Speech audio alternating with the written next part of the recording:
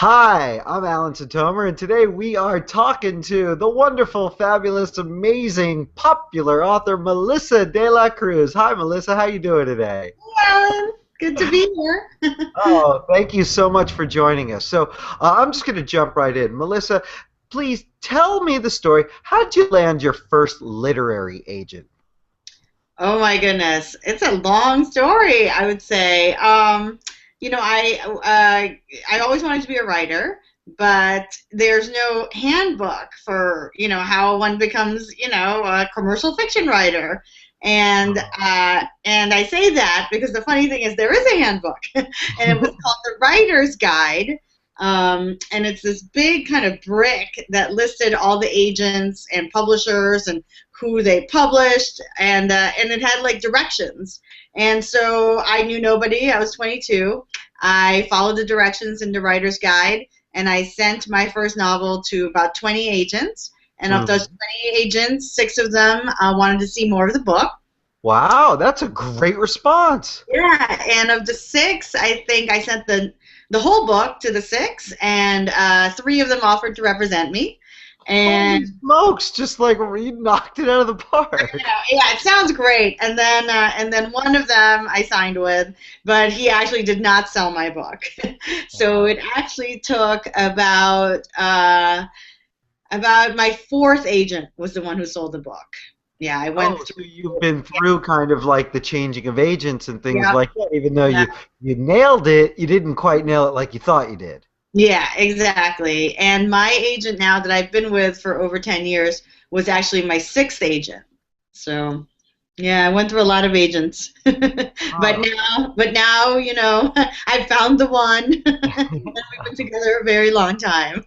So let me ask you, Melissa, what is it, not to throw anybody under the bus, but what is it that you look for in an agent that sort of made that monogamous match for you? It was I needed somebody who knew the young adult industry.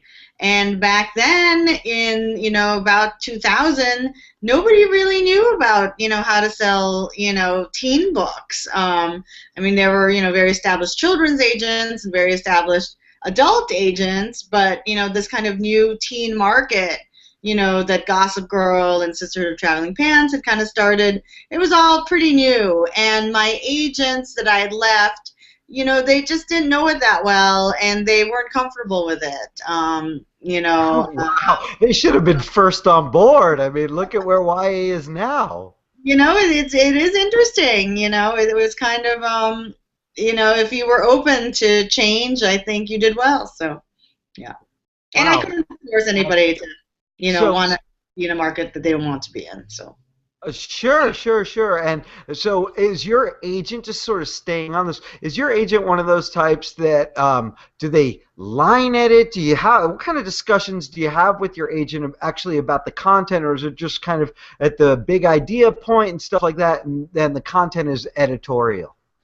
Yeah, it's pretty big idea. I think because by the time I'd gotten to Richard, I'd already sold about five or six books, and really my career was all over the place. I had nonfiction books, I had adult chick lit kind of books, and I had kind of this YA career that was starting.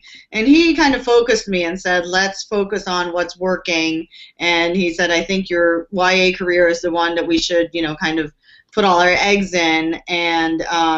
And so, at that point, I just needed somebody to, kind of strategize about my entire career, and we do big concept-y kind of, he has to like what I'm putting out there, so, but most of the time we are pretty, compatible.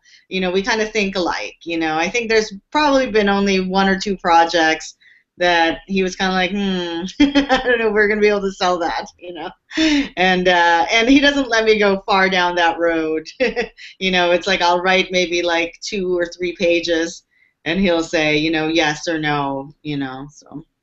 And there's a big trust factor in, I mean, because this is your career and these are Oh, books and things like that. yeah. Did it take a while to build that up? I think because he always looked at such the big picture and was kind of a very well respected person. I pretty much trusted him, but I would say like it definitely, as the years went by and like we've weathered failure, we've weathered success. When the vampire books took off, I mean, it was kind of interesting. It definitely, kind of consolidated as, we had all these projects and seeing what worked and what didn't. So.